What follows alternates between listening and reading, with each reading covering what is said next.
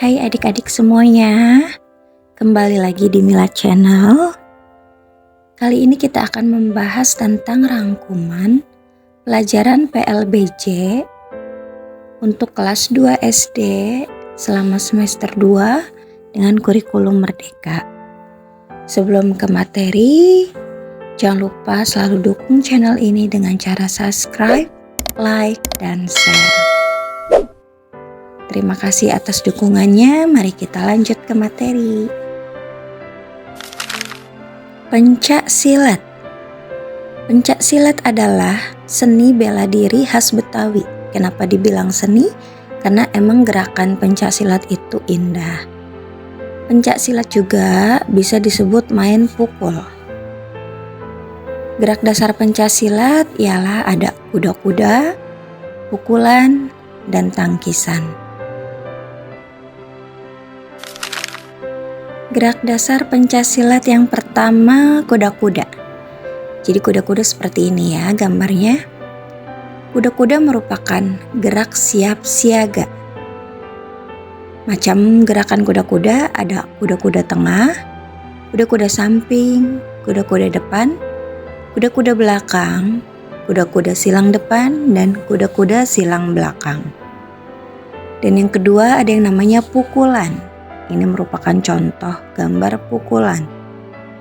Pukulan adalah gerakan serangan dengan tangan. Jenis pukulan ada pukulan lurus, pukulan bandul, pukulan tegak, dan pukulan melingkar. Gerak dasar pencak silat yang ketiga yaitu tangkisan. Tangkisan hampir sama dengan pukulan, hanya kalau pukulan kita yang menyerang, kalau tangkisan kita yang mengelak atau menghindari pukulan. Jadi tangkisan merupakan gerakan elakan dengan tangan.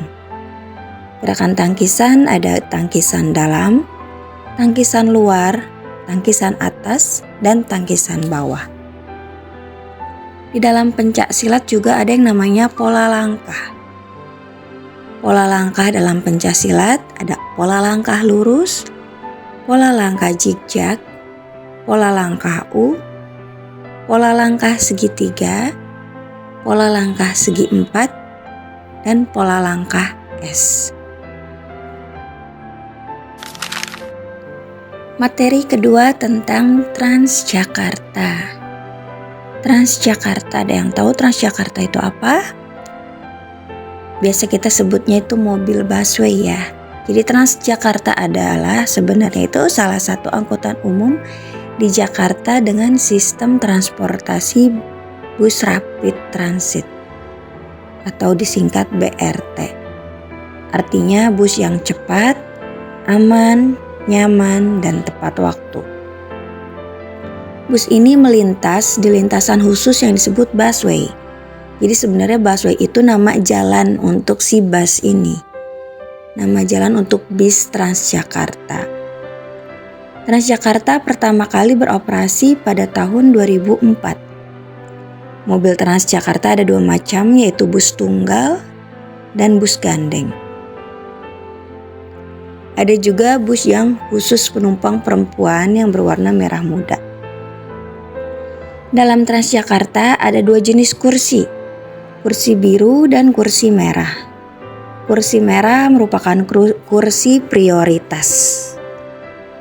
Kursi prioritas ini biasanya dikhususkan untuk lansia, lanjut usia, ibu hamil, dan ibu yang membawa balita, bayi di bawah 5 tahun. Dan kursi biru boleh digunakan oleh siapa saja. Cara pembayaran Transjakarta menggunakan kartu elektronik yang ditempelkan saat memasuki halte.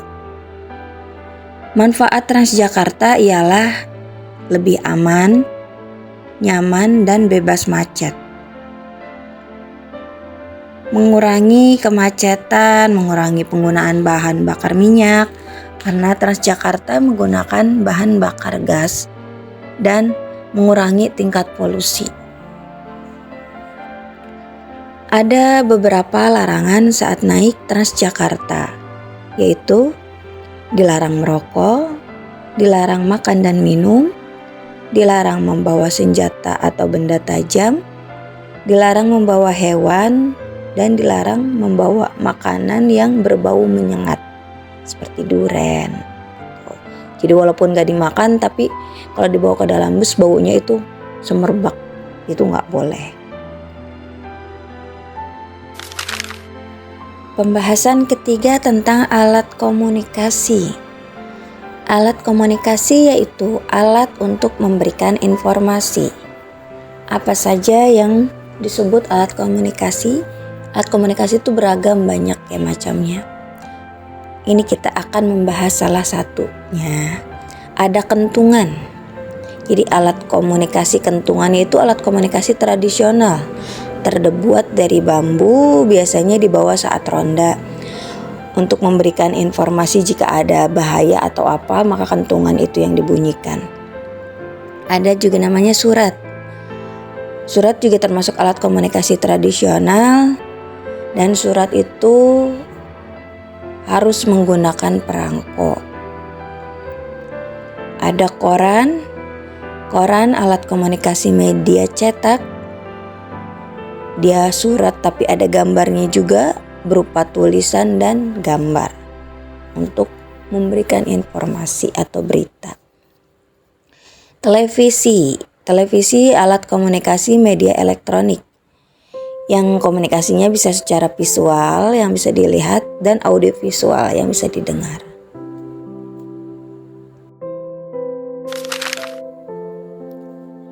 Ada juga telepon. Alat komunikasi modern yang termasuk media elektronik juga untuk komunikasi jarak jauh lewat suara. Ada komputer. Komputer bisa jadi alat komunikasi karena adanya internet. Dengan internet bisa menulis surat melalui email, bisa membaca berita dan mencari informasi lainnya. Ada juga telepon seluler atau handphone. Telepon seluler bisa melakukan panggilan telepon dan video untuk mengirim dan menerima pesan, mengambil dan menyimpan gambar, mendengarkan musik, menonton film, mencari alamat melalui peta. Panggilan video menggunakan telepon seluler biasa kita sebut dengan video call.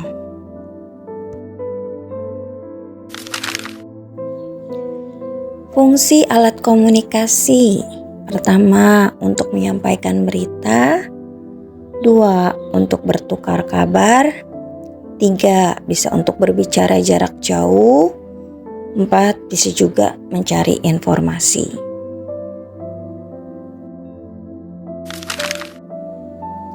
Pembahasan selanjutnya tentang kebakaran. Kebakaran adalah peristiwa terbakarnya sesuatu. Penyebab kebakaran bisa dari faktor alam, bisa juga dari karena kelalaian manusia. Contoh penyebab kebakaran dari faktor alam: cuaca panas musim kemarau, daun dan ranting kering yang bergesekan, sambaran petir, aliran lahar dari gunung berapi, awan panas dari letusan gunung berapi.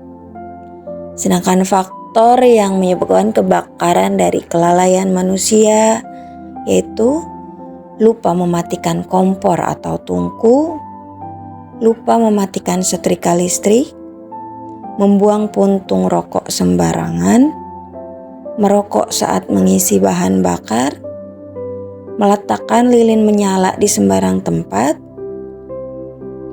atau memasang colokan listrik secara bertumpuk yang menyebabkan arus pendek atau korsleting. Akibat dari kebakaran: kehilangan harta benda, adanya korban jiwa, rusaknya sarana dan prasarana, dan luka atau duka yang mendalam. Pembahasan selanjutnya tentang lingkungan sehat dan tidak sehat. Ciri-ciri lingkungan sehat: bersih dari sampah, ada tempat sampah yang memadai, saluran air lancar tidak tersumbat, banyak tumbuhan hijau, udaranya terasa segar, mendapat sinar matahari yang cukup, dan tersedia sumber air bersih. Sekarang ciri-ciri lingkungan tidak sehat.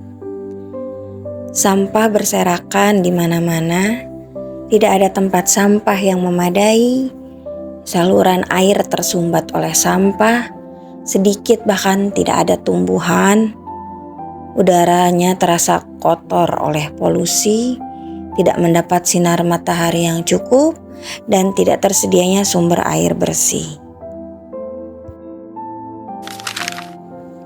Apa sih manfaat lingkungan sehat? Terus gimana caranya menjaga lingkungan agar tetap sehat? Jadi manfaat lingkungan sehat itu, lingkungan sehat udaranya segar, enak untuk bernafas. Dan udara segar itu baik untuk kesehatan. Dan kamu dapat belajar dengan nyaman, bermain di luar rumah pun nyaman, enak pokoknya kalau lingkungan sehat. Nah, agar lingkungan tetap sehat kita harus jaga dengan cara membersihkan lingkunganmu secara rutin di rumah, lingkungan masyarakat dengan kerja bakti, lingkungan sekolah. Biasakan membuang sampah di tempat sampah, tidak buang sampah sembarangan.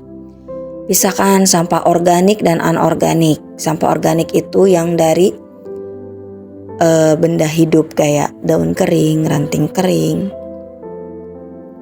Kalau yang anorganik itu yang tidak bisa diperbarui, kayak misalkan plastik, kaleng gitu. Nah, sampah organik itu bisa dijadiin kompos. Kalau sampah anorganik bisa didaur ulang. Kayak plastik, kaleng itu biasanya ada penimbunnya yang bagian untuk mendaur ulang. Nah, adik-adik ada yang pernah dengar kata posyandu? Atau adik-adik ada yang ingat waktu kecil dibawa mamanya ke posyandu? Jadi posyandu itu singkatan dari Pos Pelayanan Terpadu.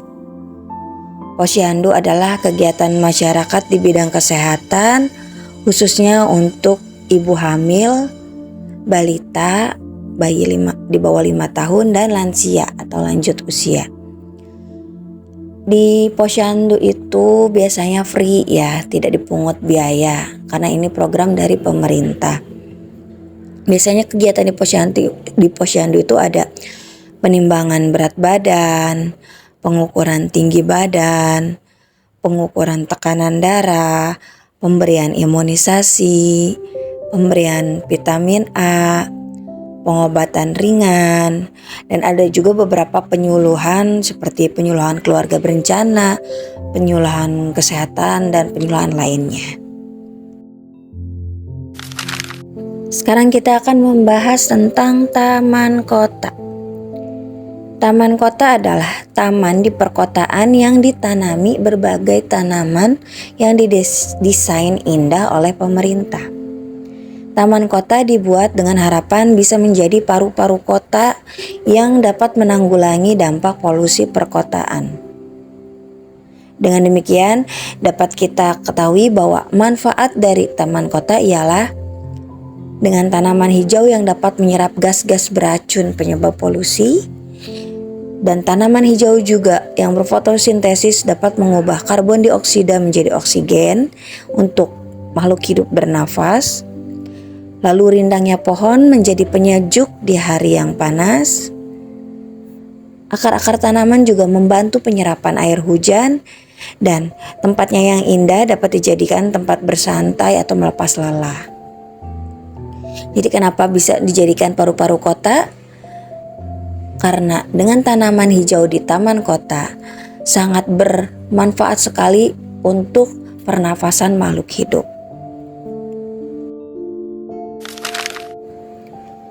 Taman kota merupakan fasilitas umum yang dibangun untuk kepentingan warga. Nah, karena ini untuk kepentingan bersama, maka kita juga bersama-sama harus menjaga kebersihan taman. Menjaga kebersihan taman harus selalu dijaga dan dirawat dengan cara apa? Membuang sampah ke tempat sampah, memisahkan sampah organik dan anorganik, tidak merusak atau menginjak tanaman yang ada, tidak memetik bunga sembarangan, dan tidak merusak atau mencoret-coret bangku di taman. Materi terakhir tentang tata tertib lalu lintas. Nah, kalau udah bahas tentang lalu lintas, pasti adik-adik familiar dong dengan lampu merah. Di jalan raya pasti ketemu yang namanya lampu merah. Lampunya ada 3, yaitu merah, orange, sama hijau. Kalau merah artinya berhenti, oranye itu artinya hati-hati, dan hijau itu artinya boleh jalan. Nah, dalam lalu lintas itu ada tata tertib untuk pengendara sepeda motor, mobil, angkutan umum. Nah, untuk pengendara sepeda motor, pengendara motor wajib memakai helm. Selain itu juga memakai jaket dan sepatu. Helm untuk melindungi kepala dari benturan, jaket melindungi badan dari debu dan angin supaya nggak masuk angin. Nah, sepatu melindungi kaki agar tidak terluka. Dan pengendara motor harus memiliki SIM, surat izin mengemudi, yang kategorinya SIM C.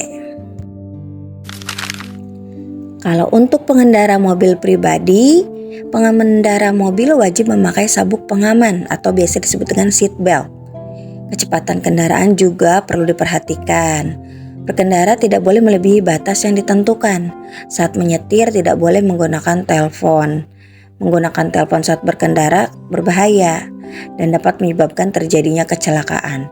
Nah, kalau untuk pengendara mobil pribadi harus memiliki SIM juga, surat izin mengemudi dengan kategori SIM A. Lalu untuk pengendara angkutan umum, sopir angkutan umum harus lebih berhati-hati karena membawa banyak penumpang. Tidak boleh membawa penumpang atau muatan yang berlebihan sesuai kapasitas mobil tersebut. Tidak boleh melebihi batas kecepatan yang ditentukan. Sopir juga tidak boleh ugal-ugalan. Berhenti hanya di tempat yang diperbolehkan seperti halte, terminal, stasiun. Berkendara harus penuh konsentrasi. Selain itu juga harus mempunyai SIM A umum. Di jalan raya kita sering menemukan beberapa rambu-rambu lalu lintas. Nih contoh rambu-rambu lalu lintas. Nomor 1, gambarnya seperti ini, artinya peringatan banyak anak-anak. Jadi harus lebih pelan-pelan bawa kendaraannya. Kalau yang nomor 2, artinya peringatan jalan licin. Jadi harus hati-hati. Nomor 3, artinya dilarang parkir atau tidak boleh berhenti.